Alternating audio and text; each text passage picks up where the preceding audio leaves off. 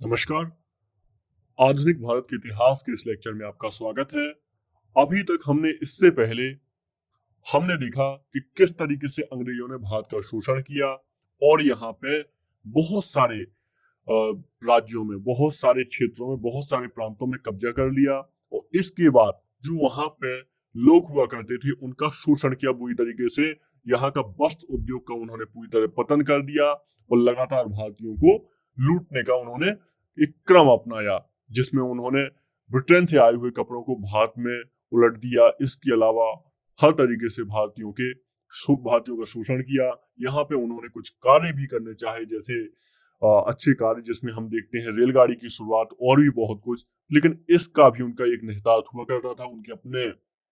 उनके अपने फायदे हुआ करते थे और साथ में इस तरीके के प्रोजेक्ट के लिए उन्होंने, हमने देखा वित्तीय चरण में, कि अगर उन्होंने ब्रिटेन से के लोगों से ऋण लिया कि हमें रेलगाड़ी लगानी है, आप हमें ऋण दे दो, हम आपको वापस कर देंगे ये पैसा, तो उन्होंने भारत को ऋण दिया अगर 100 रुपए, तो उन्होंने यहाँ से जो लोग, वहां के लोग हुआ करते थे ब्रिटेन को, उनको 500 रुपए दिया। मतलब लाभांश पे भी उन्होंने ब्याज दिया। इस तरीके से उन्होंने भारत का शोषण किया और लगातार भारत को लूटा। आखिरकार दादा भाई नौरोजी ने इनके इस लूट को नौरोजी ने इस लूट को उन्होंने बताया और ड्रेन ऑफ वेल्थ की थ्योरी दी।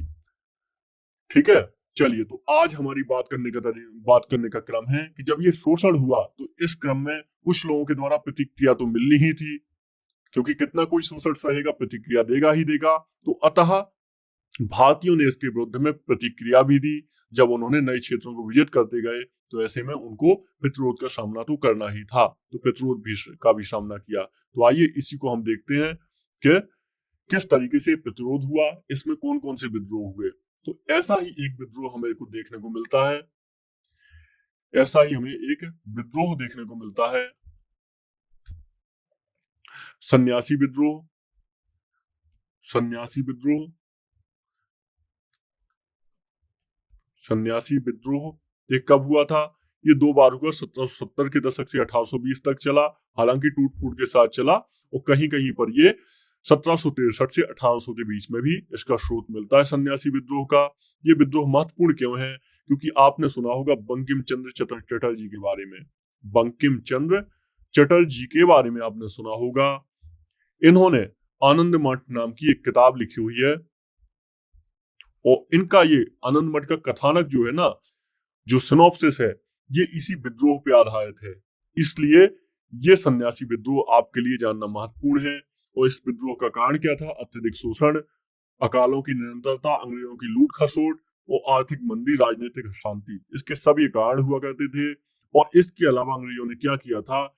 हिंदू व मुस्लिम तीर्थ स्थान जो हुआ करते थे, इन स्थानों पे यात्रा कर लगाया था। उन्होंने यात्रा पर कर लगाया था और बाद में प्रतिबंध भी लगा दिया। तो इस तरीके से सन्यासी विद्रोह हुआ था। तो ये एक काफी महत्वपूर्ण विद्रोह था। इसमें ढाका, रंगपुर, ये सब क्षेत्र इस विद्रोह के अंतर्गत थे। तो याद रखिएगा। चलिए, एक हम दूसरे विद्रोह की बात करते हैं। तो एक ऐसा ही विद्रोह फकीर विद्रोह था जो बंगाल में हुआ। इसके अलावा अहोम विद्रोह एक इंपॉर्टेंट विद्रोह है जो असम में हुआ था। अहोम साम्राज्य आप जानते हैं असम का एक महत्वपूर्ण साम्राज्य हुआ करता था। लेकिन जब अंग्रेजों ने, बर्मा युद्ध के बाद अंग्रेजों ने उत्तरी असम पर अधिकार कर लिया, 1824 में बर्मा विजय के बाद उत्तरी असम पर अधिकार कर लिया, तो ये विरोध फिर हुआ था इनके बाद और यहाँ पे विद्रोह फूट पड़ा। तो 1828 से 30 तक अहोमों ने गोमधर कुंवर नाम के व्यक्ति हुआ करते थे, इनके नेतृत्व में कंपनी के विरुद्ध विद्रोह किया। और जब विद्रोह सफल ना हो सका तो अंग्रेज अधिकारियों ने गोमधर कुंवर को गिरफ्तार कर अंततः विद्रोह को दबा दिया, अंग्रेज रोकने में सफल ना हो सके। तो इस तरीके से गोमधर कुंवर का नाम मिलता है हमें। इसके अलावा मिलता है कुमार रूपचंद्र। ये दूसरे विद्रोह को शुरू कर दिया असम के लोगों ने 1830 में, अहोम लोगों ने शुरू कर दिया कुमार रूपचंद के नेतृत्व में। हालांकि इसको भी दबा दिया अंग्रेजों ने, क्योंकि अंग्रेज बहुत बुरी तरह विद्रोह को दबा दिया करते थे। एक अन्य विद्रोह है पाइका विद्रोह।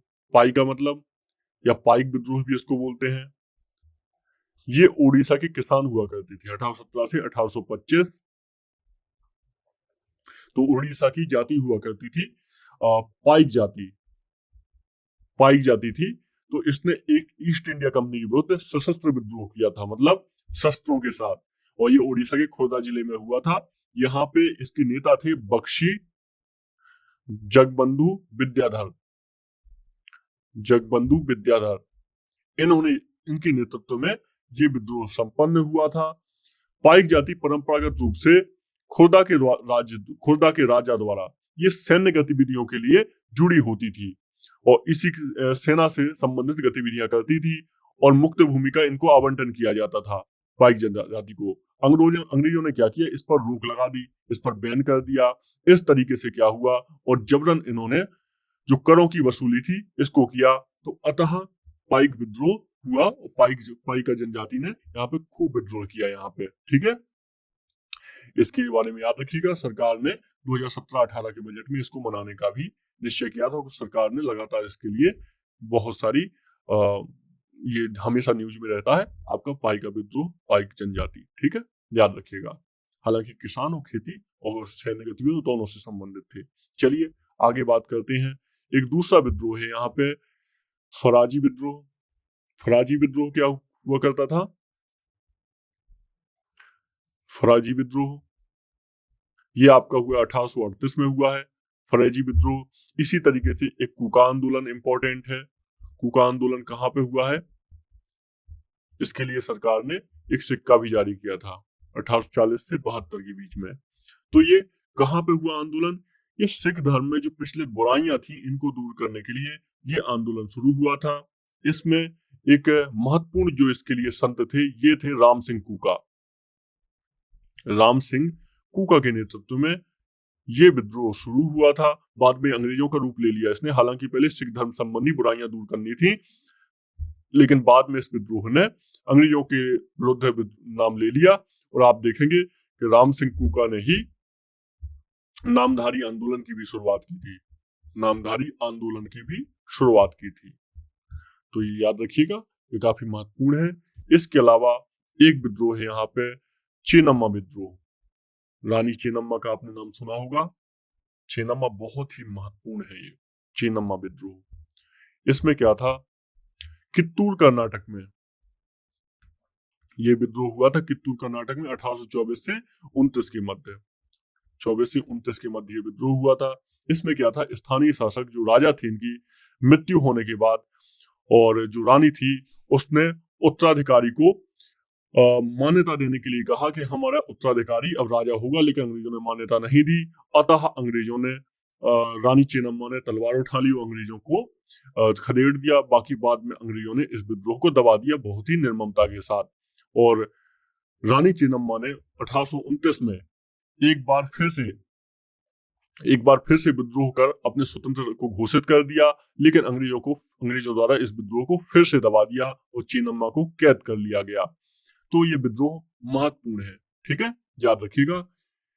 इसके अलावा बहुत सारे और भी विद्रोह हुए हैं जिसमें कुछ जनजाति के थे, कुछ विद्रोह किसानों के हुआ करते थे। और एक ऐसा ही विद्रोह है, आइए बात करते हैं कि ऐसा ही विद्रोह कोल विद्रोह। ये कोल विद्रोह बहुत महत्वपूर्ण है, 1831-32 में हुआ था। तो कोल कहाँ रहते थे?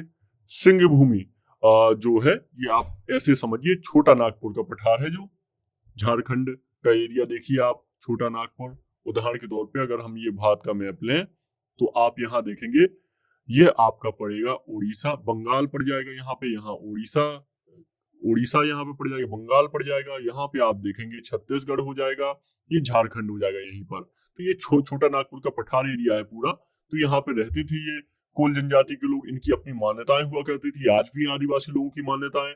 लेकिन ईस्ट इंडिया कंपनी के द्वारा इन पे यहाँ पे कुछ रूल्स, कायदे कानून बना दिए गए। अब ये जंगल कानून भी ईस्ट इंडिया कंपनी के द्वारा लाए गए कि जंगल में कौन रह सकता है कौन नहीं रह सकता। ऐसे में क्या हुआ, जनजातियों के द्वारा विरोध करना जरूरी था। ये विरोध सिर्फ जंगल कानून के विरोध यहीं पर नहीं हुए, पूरे देश में हुए। एग्जाम्पल के तौर पर बैतूल में, घोड़ा डोंगरी में गंजन सिंह कोरकू ने एक विद्रोह किया था, गंजन सिंह ने।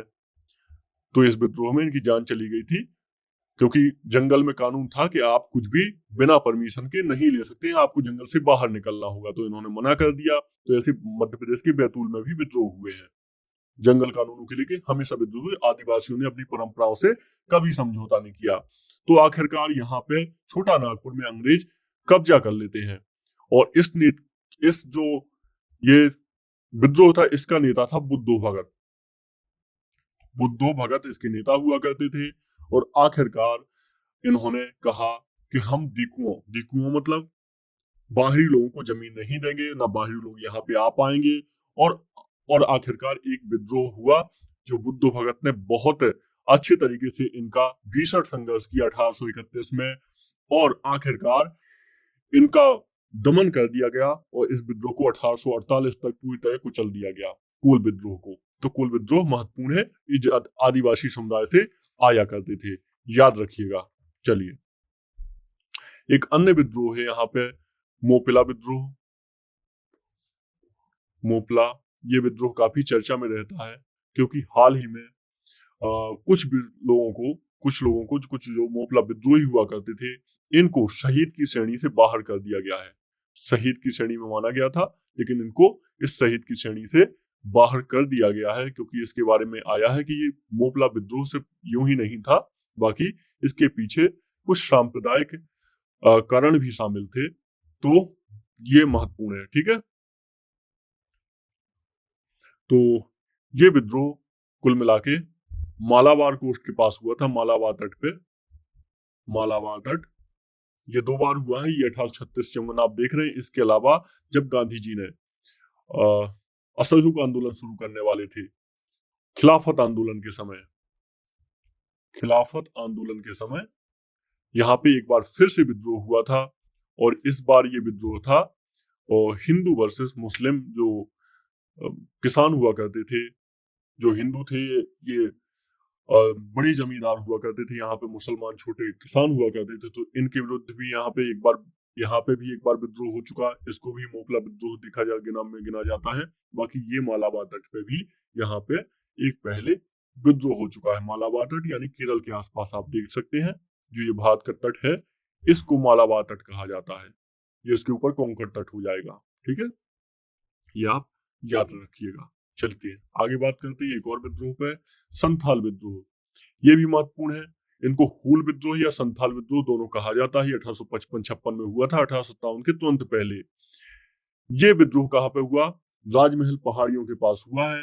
मतलब आप छोटा नागपुर का पठार का एरिया ही याद रख सकते हैं। ये आपको ये भागलपुर से राजमहल की पहाड़ियों का क्षेत्र है। मतलब यो तो बिहार में है, आज के हिसाब से बात करें तो भागलपुर से राजमहल की जो पहाड़ियां होती हैं, इस क्षेत्र में ये विद्रोह हुआ है। इसको संथाल परगना बोला जाता था। तो यहाँ पे जब अंग्रेजों ने नेतृत्व किया और अंग्रेजों ने कहा ये हमारा क्षेत्र है, आप यहाँ से बाहर निकलिए, इस तरीके की कुछ चीजें हुई, तो आखिरकार 1855 में सिद्धू और कान्हू नाम के 2 व्यक्ति को 1855 में नहीं, मतलब यहाँ पे ऐसे इसको समझिए कि 1855 में इनको पकड़ लिया गया बहुत जल्दी। हालांकि इन्होंने विद्रोह शुरू किया था। सिद्धू और कान्हू नाम के 2 व्यक्तियों ने यहाँ पे विद्रोह शुरू किया और आखिरकार इनको 1855 में और 1856 में कान्हू को पकड़ लिया गया। 1855 में सिद्धू को, 1856 में कान्हू को पकड़ लिया गया। और इस तरीके से बड़ी एक सैन्य कार्रवाई की गई और इस विद्रोह को दबा दिया गया। हालांकि सरकार को बहुत कुछ समझ में आया कि क्यों ये आदिवासी विद्रोह हो रहे हैं, और आखिरकार उन्होंने संथाल परगना को बनाने की स्वीकृति दे दी और संथाल परगना बाद में अस्तित्व में आ गया। तो इस तरीके से विद्रोह महत्वपूर्ण है। ये विद्रोह इतना ज्यादा महत्वपूर्ण था कि इस विद्रोह जो ये भागलपुर का जो एरिया था ना, ये क्षेत्र था जो भागलपुर का, यहाँ से अंग्रेजी राज पूरी तरह खत्म हो गया था। राजमहल के क्षेत्रों में कंपनी शासन समाप्त हो गया था पूरी तरीके से। तो इसलिए ये विद्रोह महत्वपूर्ण है, संथाल विद्रोह। सिद्धू कानू का नाम याद रखिएगा आप। चलिए आगे बात करते हैं मुंडा विद्रोह। ये भी बहुत महत्वपूर्ण है, 1899 से 90। क्यों महत्वपूर्ण है? क्योंकि यहाँ पे आप देख रहे हैं बिरसा मुंडा के बारे में। तो किस तरीके से बिरसा मुंडा को लेके सरकार ने mygov.in ने एक पूरा उत्सव मनाया हुआ है। क्योंकि जानते हैं आप 15 नवंबर को जनजातीय गौरव दिवस होता है। जनजातीय गौरव दिवस होता है। ये हाल फिलहाल में सरकार के द्वारा लिया हुआ एक कदम है जनजातियों के योगदान में। इस दिन क्या होता है, जो बिरसा मुंडा जी होते हैं, इनकी जन्मतिथि, इनका जन्म हुआ था, बिरसा मुंडा जी का जन्म हुआ था, तो इनकी याद में हर साल जनजातीय गौरव दिवस मनाया जाता है 15 नवंबर को। इसको याद रखिएगा। तो बिरसा मुंडा जनजाति कहाँ रहती थी? ये भी छोटा नागपुर रीजन में इनका रहा करती थी ये जनजाति। छोटा नागपुर में ये जनजाति रहा करती थी। तो इसमें क्या हुआ, तो मुंडाओं की जो पारंपरिक भूमि व्यवस्था हुआ करती थी, खूंट कट्टी हुआ करती थी। सामूहिक खेती किया करते थे और खेती किया करते थे। तो इनका क्या किया गया, जमींदारी या व्यक्तिगत भूस्वामी वाली भूमि व्यवस्था में परिवर्तन कर दिया गया। जमींदारी वाली या फिर व्यक्तिगत भूमि की व्यवस्था में इनका परिवर्तन किया गया, इनसे लगान लिया जाने लगा। तो आखिरकार इस जो विद्रोह था इसकी शुरुआत हो जाती है। मुंडा विद्रोह को उलगुलान का नाम दिया जाता है। उलगुलान यानी महान हलचल इसका अर्थ होता है, इस शब्द का अर्थ होता है महान हलचल। तो इसके नाम से जाना लगता है। जो बिरसा मुंडा है ये अपने आप को विष्णु का अवतार घोषित कर देते हैं और इस तरीके से बहुत सारे लोग इनके साथ आ जाते हैं। इस विद्रोह में महिलाओं की भी बहुत इंपॉर्टेंट भूमिका होती है, इसलिए विद्रोह अद्वितीय होता है दूसरे विद्रोहों से। आगे चल के फरवरी 1900 में बिरसा मुंडा को सिंहभूमि से गिरफ्तार कर लिया जाता है और रांची जेल में इनको डाल दिया जाता है और जून 1900 में जेल में ही इनकी मृत्यु हो जाती है। तो आंदोलन का परिणाम क्या निकला? इसका परिणाम ये निकलता है कि खूंट कट्टी अधिकारों को मान्यता मिल जाती है, जो सामूहिक खेती की व्यवस्था थी उसको मान्यता मिल जाती है और जबरन बेगारी पर प्रतिबंध लगा दिया जाता है यहाँ पे सरकार के द्वारा। तो एक ये बहुत महत्वपूर्ण चीज होती है इस आंदोलन के कारण, क्योंकि ये आंदोलन देखेंगे ना आप कभी, इसके बारे में विस्तार से अगर हम पढ़ेंगे तो बहुत ही बड़ा आंदोलन था, बहुत ही महत्वपूर्ण आंदोलन था। मतलब यहाँ पे जनजातियों की एक बहुत बड़ी श्रद्धा हो गई थी बिरसा मुंडा के प्रति, क्योंकि ये पश्चिम विचारों से भी चर्चा में आ चुकी थी। ये इन्होंने खुद ही इस अध्ययन भी किया था इन्होंने, और जो ईसाई विचार थे, अन्य विचार थे, इनसे भी इन्होंने बहुत प्रभावित हुए थे। तो ये बाकायदा प्रबुद्ध पर्सन हुआ करते थे, प्रबुद्ध व्यक्ति थे बिरसा मुंडा। तो इस तरीके से आप देखेंगे ये बहुत ही महत्वपूर्ण और महान आंदोलन था एक तरीके से, और इसके लिए सरकार ने 15 नवंबर को जनजातीय गौरव दिवस भी घोषित किया हुआ है बिरसा मुंडा के जन्म दिवस की याद में। तो आप याद रखिएगा। चलिए, कुछ इस तरीके से हमने बहुत ही महत्वपूर्ण विद्रोह देख लिए और आइए अब बात कर लेते हैं 1857 की स्वतंत्रता संग्राम की। बहुत ही ज्यादा महत्वपूर्ण है, रिवोल्ट ऑफ 1857 विद्रोह, या फिर इसको कहें तो हम भारत का प्रथम स्वतंत्रता संग्राम, जिसको सावरकर जी ने भी कहा है। तो आइए इस पर बात करते हैं। 1757 में प्लासी युद्ध के बाद अंग्रेजों ने भारत में अपने उपनिवेश की शुरुआत की। ब्रिटिश उपनिवेश का प्रारंभिक उद्देश्य अधिकतम आर्थिक और व्यापारिक लाभ कमाना हुआ करता था। तो इस क्रम में आगे बढ़ते गए। औद्योगिकरण की प्रक्रिया हो गई, औद्योगिकरण हो गया पूरी तरीके से। वाणिज्यिकरण पर जोर दिया गया अंग्रेजों के द्वारा, और इस तरीके से आप देखेंगे लगातार एक असंतोष की लहर फैलती गई, यहाँ तक कि जो भारतीय सैनिक हुआ करते थे उनसे भी दो तरफा व्यवहार किया जाता था। हालांकि इन्हीं सैनिकों ने अंग्रेजों को भारत का एक बहुत बड़ा भाग जताया हुआ था। आगे चल के आप देखेंगे जब नेपाल विजय की अंग्रेजों ने, तो उसमें गोरखा सैनिक भी मिले इनको, सिख सैनिक भी मिले। तो इनको सब सैनिकों ने कुल मिलाकर भारत में इनकी विजय में बहुत महत्वपूर्ण योगदान दिया था। लेकिन अब क्या हुआ, अंग्रेजों की दो तरफा नीति हुआ करती थी भारतीयों के साथ भेदभाव करने की। तो इस तरीके से अगर इसकी 1857 की हम कारणों पर गिने कि 1857 का विद्रोह आखिर हुआ क्यों, तो राजनीतिक कारण इसमें सबसे बड़ा होता है व्यपगत सिद्धांत। उदाहरण के तौर पे इन्होंने बहुत सारे राज्यों को जबरदस्ती हासिल कर लिया था, जिसमें हड़प नीति, लॉर्ड डलहौजी की हड़प नीति को आप देखेंगे, डॉक्ट्राइन ऑफ लेफ्ट इसको बोला जाता है, कि जिन राजाओं के पास एक वैध संतान नहीं होती थी, वैध उत्तराधिकारी नहीं हुआ करता था, तो आखिरकार इनको क्या किया कर लेते थे, ये ब्रिटिश साम्राज्य का भाग मान लिया जाता था। इसमें आप देखेंगे इन्होंने सतारा को जीता, ये क्रम पूछा जा चुका है एग्जाम में। 1848 में इसने सतारा को जीता, हड़प लिया, जैतपुर को जीता फिर इसने, संबलपुर को भी जीता इसने 1849 में, संबलपुर को। इसके बाद इसने बघाट को जीत लिया। कुल मिलाकर इतने सारे राज्यों में बघाट 1850 में जीत लिया इसने। इसके बाद इसने उदयपुर जीता, उदयपुर 1852 में, झांसी जीता 1853 में, 1853 में, नागपुर जीता इसने, नागपुर को हड़प लिया 1854 में, और फिर करौली को 1855 में, और अवध को 1856 में पूरा कब्जा कर लिया। हालांकि अवध जो हड़पा था इन्होंने कुशासन के आरोप में हड़पा था, लेकिन ऐसा यहाँ की जनता नहीं मानती थी। तो कुल मिलाकर इन सभी राज्यों को हड़प लिया डलहौजी ने। तो इन राज्यों की जनता में बहुत ज्यादा रोष फैल गया। हालांकि यहाँ के शासकों ने भी प्रतिरोध किया, लेकिन वो सफल नहीं हो पाए। उदाहरण के तौर पे हम झांसी में ही देखें, झांसी की रानी लक्ष्मीबाई, आज भी इनके नाम पे बहुत सारे काव्य लिखे जाते हैं। सुभद्रा कुमारी चौहान की आपने कविताएं सुनी होगी, खूब लड़ी मर्दानी, वो तो झांसी वाली रानी थी। तो ना बहुत प्रतिरोध किया इन्होंने। सिंधिया से भी साथ देने के लिए कहा, जो उस समय सिंधिया हुआ करते थे, उन्होंने मना कर दिया। और तात्या टोपी की सहायता से काफी हद तक अंग्रेजों का सफाया कर, लेकिन हालांकि हार गई आखिरकार। तो ये व्यवगत सिद्धांत इसका एक बहुत बड़ा कारण हुआ करता था। इसके अलावा अगर हम और अन्य कारणों की बात करें तो इसमें बेली जली की सहायक संधि हुआ करती थी, जिसने राजाओं को पंगु बना दिया था, सहायक संधि ने। इसके अलावा हम देखें तो ये हो जाएगा, पेशवा की पेंशन रोक दी थी इन्होंने। हम जानते हैं कि जब अब तीसरा मराठा युद्ध हुआ तो पेशवा जो हुआ करता था पुणे में रहा करता था, तो इनको इसने बाहर निकाल दिया और कानपुर शिफ्ट होने के लिए कहा। इस समय पेशवा नाना साहब हुआ करते थे, इनकी पेंशन रोक दिया आखिरकार। तो ये भी एक बहुत बड़ा कारण बना। और इस तरीके से आपने देखा राजनीतिक कारण, प्रशासनिक कारण भी हुआ करते थे। कुछ अंग्रेजों की भेदभावपूर्ण नीति हुआ करती थी।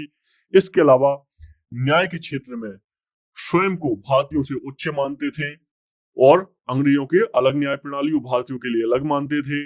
डलहौजी ने क्या किया था, तंजौर और कर्नाटक के नवाबों की उपाधियां जब्त कर ली थी, उपाधियां इनकी छीन ली थी। मुगल शासक बहादुर शाह को अपमानित किया गया था लाल किले में। तो ये सारी घटनाएं। इसके अलावा प्रशासनिक संबंधी योग्यता की कार्य जो हुआ करते धर्म के आधार पर दिए जाने लगे। धर्म मतलब ईसाई अपनाओगे आप तो आपको ज्यादा वरीयता दी जाएगी, ज्यादा अच्छी चीजें होंगी। इसके अलावा जो अकालों की बारंबारता बहुत ज्यादा बढ़ गई थी, अकाल पड़ते थे जिसमें हजारों लोग मर जाया करते थे। तो ऐसे में ये सब कारण थे कि बहुत ज्यादा रोष का कारण बन रहे थे। तो आखिरकार जनता को हथियार तो उठाने ही थे। इसमें कुछ सामाजिक कारण भी थे। सामाजिक कारण में हम क्या क्या देख सकते हैं, सामाजिक में इसमें हम देख सकते हैं एक कुछ रूढ़िवादियां हुआ करती थी भारतीयों के मन में कि हम 7 समुंदर पार जाएंगे तो हमारा धर्म भ्रष्ट हो जाएगा। जबकि अंग्रेजों के द्वारा 7 समुंदर पार जाने के लिए उनको बोला जाता था कि आप हम बाहर के युद्ध लड़ेंगे, जो अफ्रीका में हमारे और भी जो उपनिवेश है वहां पे भारतीय सैनिकों को हम लेके जाएंगे। तो इस तरीके की चीजें थी। एक 1850 में धार्मिक नियोग्यता अधिनियम आया था। इसमें ईसाई धर्म को ग्रहण करने वाले पैतृक संपत्ति में उनको अधिकार मिल जाता था, लेकिन हिंदू समाज में ये ऐसा नहीं था। ईसाई धर्म अगर आप लेते हैं, आप ग्रहण कर लेते तो आपको पैतृक संपत्ति में अधिकार मिल जाएगा। तो इस तरीके के अधिनियम आए। 1813 के चार्टर एक्ट में ईसाई मिशनरियों को भारत आने के लिए आमंत्रित कर दिया गया और ये भारत में आती थी, खूब धर्म परिवर्तन करवाती थी।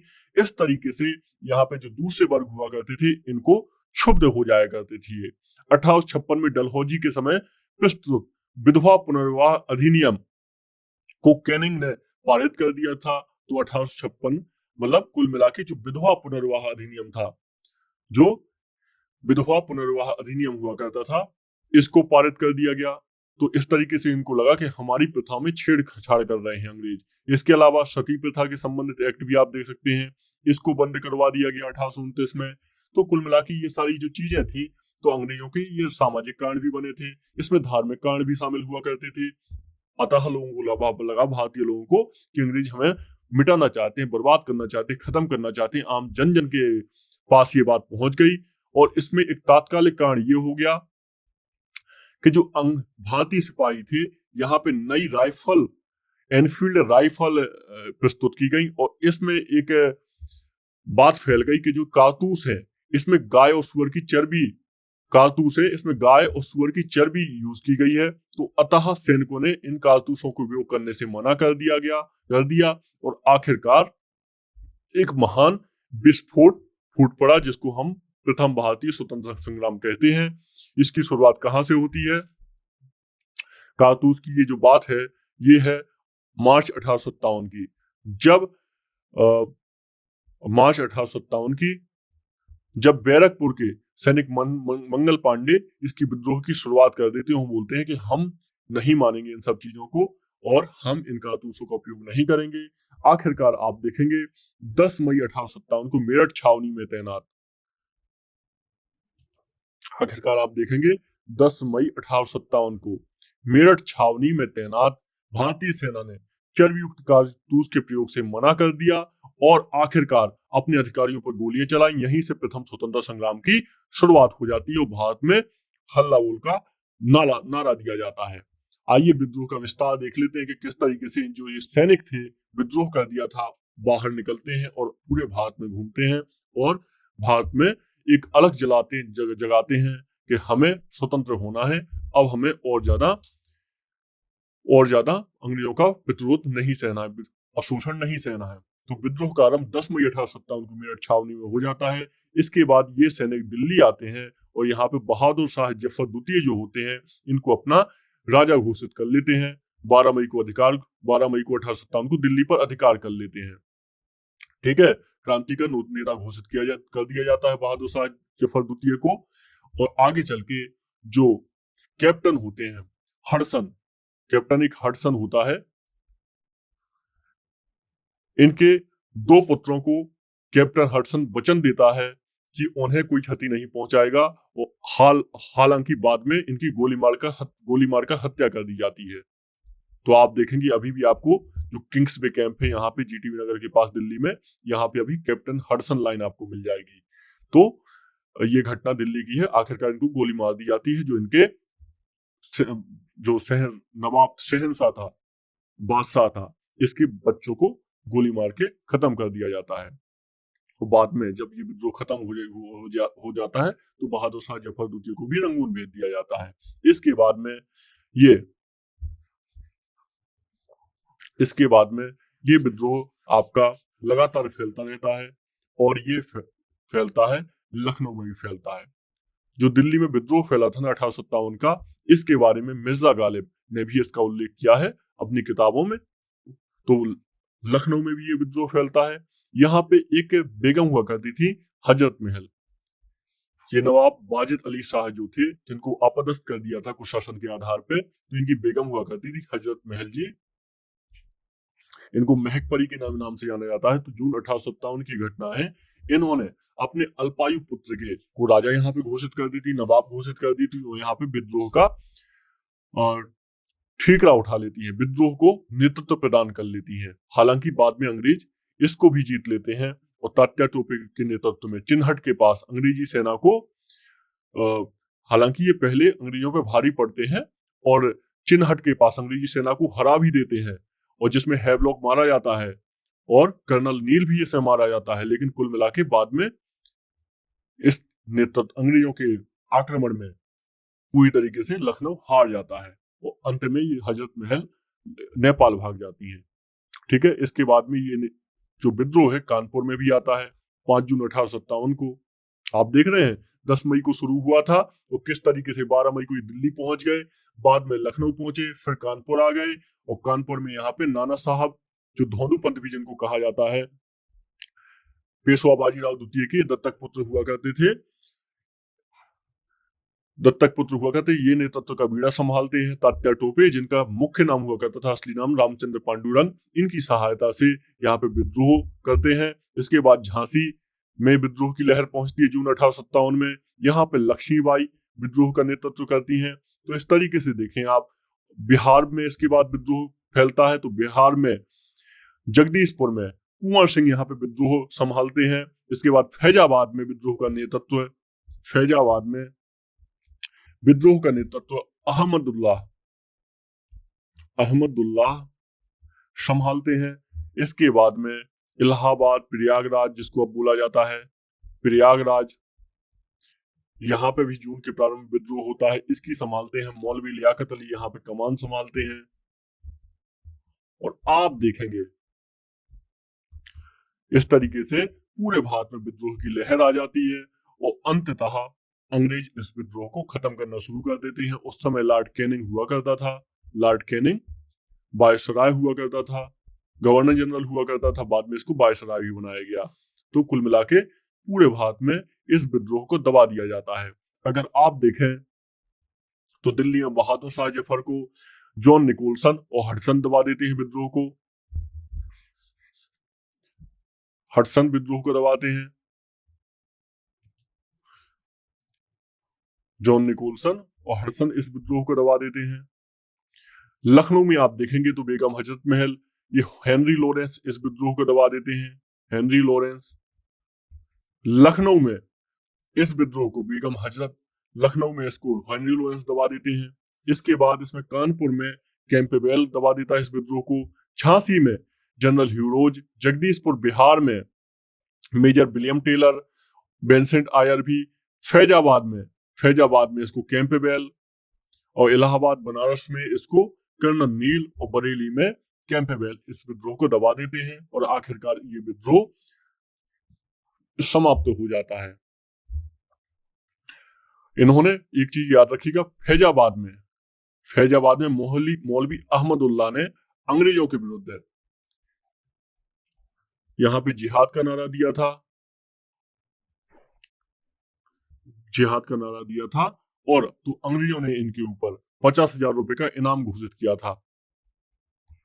तो ये मद्रास के रहने वाले हुआ करते थे, अहमदुल्लाह मद्रास के थे। यहाँ पे एक झंडा गीत की भी रचना हुई थी जिसे अहमदुल्लाह ने लिखा था यहीं पर विद्रोह के दौरान। लंदन टाइम्स के पत्रकार माइकल रसेल, इनके बारे में प्रश्न बन चुका है, माइकल रसेल ने इस विद्रोह का सजीव वर्णन किया हुआ है। ठीक है, ये पत्रकार संबंधित प्रश्न बन चुका है एग्जाम में, याद रखिएगा। तो इस तरीके से कुल मिला के आप देखेंगे तो पूरे भारत में विद्रोह चल रहे थे। इसमें मध्य प्रदेश भी अछूता नहीं रहा। मध्य प्रदेश में भी लगातार, जैसे इंदौर में शहादत खां और भी फिर पूरे मध्य प्रदेश में विद्रोह फैला। इसमें आप ग्वालियर में देखेंगे, गुना में विद्रोह फैला, मंदसौर में फैला, और यहाँ पे देखेंगे जबलपुर के पास महाकौशल प्रांत में पूरे में विद्रोह फैला और बहुत नए नए नायक निकल के आए जिन्होंने इस विद्रोह को संभाला। तो कुल मिला के पूरे भारत में, पूरे कम से कम उत्तर भारत में ये विद्रोह फैला था। तो इसलिए महत्वपूर्ण है ये विद्रोह।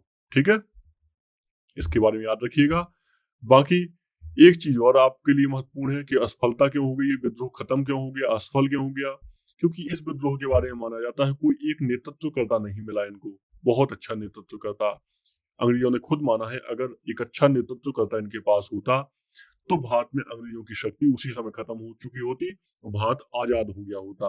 इसमें जॉन लॉरेंस ने ये बात कही है। जॉन लॉरेंस ने,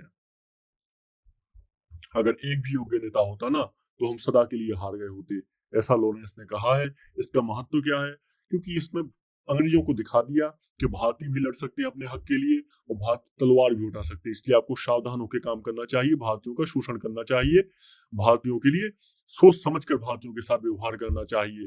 तो इसके बाद अंग्रेजों ने भारतीयों की जो प्रथाएं थी इन पे सीधे छेड़छाड़ बंद कर दी, और आप देखेंगे कि अंग्रेजों ने आगे चल के भारतीयों के साथ इस तरीके से जो उनकी हड़प नीति हुआ करती थी ये भी बंद हो गई, क्योंकि महारानी ने घोषित कर दिया कि भारत के जितने भी क्षेत्र हड़प चुके हो चुके हैं, अब अंग्रेज इस नीति को नहीं अपनाएंगे। क्योंकि आप देखेंगे 1857 के बाद 1858 में सीधे भारत में क्राउन का शासन स्थापित हो जाता है और ईस्ट इंडिया कंपनी का शासन समाप्त हो जाता है, क्राउन का शासन आ जाता है भारत में। और जो ये कैनिंग थे, लॉर्ड कैनिंग, जिनको गवर्नर जनरल बोला जाता है, आखिरकार इनको महारानी का सीधा प्रतिनिधि मान लिया जाता है और इनको वायसराय की उपाधि दी जाती है। तो यहाँ से वायसराय शुरू होते हैं भारत देश में। तो ये सब चीजें आपको याद रखना चाहिए। इसमें बहुत सारे इतिहासकारों का अपना मत भी है जो अपने अपने हिसाब से इस विद्रोह को तौलते हैं, जिसमें से कुछ लोग कहते हैं ये धर्मांधों का ईसाइयों के विरुद्ध एक गृह युद्ध था, तो ये LER जीज बोलते हैं। इसके अलावा राष्ट्रीय विद्रोह था ना, ये राष्ट्रीय विद्रोह था और यह राष्ट्रीय विद्रोह था, ना कि यह कोई क्षेत्रीय विद्रोह था या सिपाही विद्रोह था, ऐसा बोलते हैं बेंजामिन डिज़रेली जी बोलते हैं। बेंजामिन डिज़राएली बोलते हैं ये बात। इसके अलावा 1857 का विद्रोह ना तो प्रथम ही था और ना राष्ट्रीय था और ना यह स्वतंत्रता संग्राम था। आर.सी. मजूमदार जो इतिहासकार हैं ये इस बार ऐसा बोलते हैं।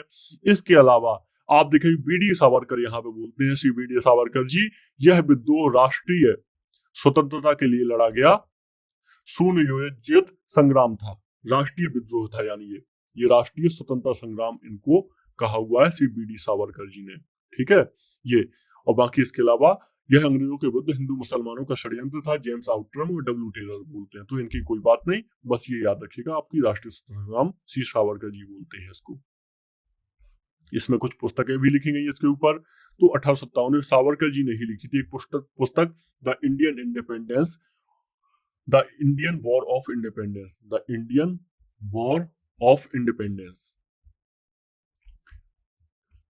इंडिपेंडेंस, ये किताब लिखी है श्री सावरकर जी ने, याद रखिएगा। इसके अलावा 1857 the great revolt Ashok Mehta ने लिखी हुई है और वही बहुत सारी किताबें लिखी गई हैं। जैसे 1857 एस.एन. सेन के द्वारा लिखी गई, तो ये कुछ किताबें थी, इनके बारे में भी आप याद रख सकते हैं। बहुत ज्यादा महत्वपूर्ण नहीं है एग्जाम में, सावर की किताब आप जरूर याद रखिएगा। तो इस तरीके से 1857 की हमने यहाँ पे देखी लड़ाई किस तरीके से भारत में हुई और किस तरीके से इसको अंग्रेजों ने दमन कर दिया। हम आगे देखेंगे कि किस तरीके से फिर एक नया दौर शुरू होता है और कांग्रेस की स्थापना होती है 1857 में। इसके साथ हम देखेंगे जो भारत में पुनर्जागरण होता है, क्योंकि आपको पता है एक हमारे यहाँ बहुत रूढ़ियां चल रही थी और बहुत कुरीतियां थी, तो इनको खत्म करने के लिए भारतीयों के द्वारा कुछ कदम उठाए गए। इन पर भी हम बात करेंगे पुनर्जागरण के दौर में, ठीक है, अगले लेक्चर में। तो इस लेक्चर को हम यहीं कंप्लीट करते हैं। बहुत बहुत शुक्रिया, नमस्कार।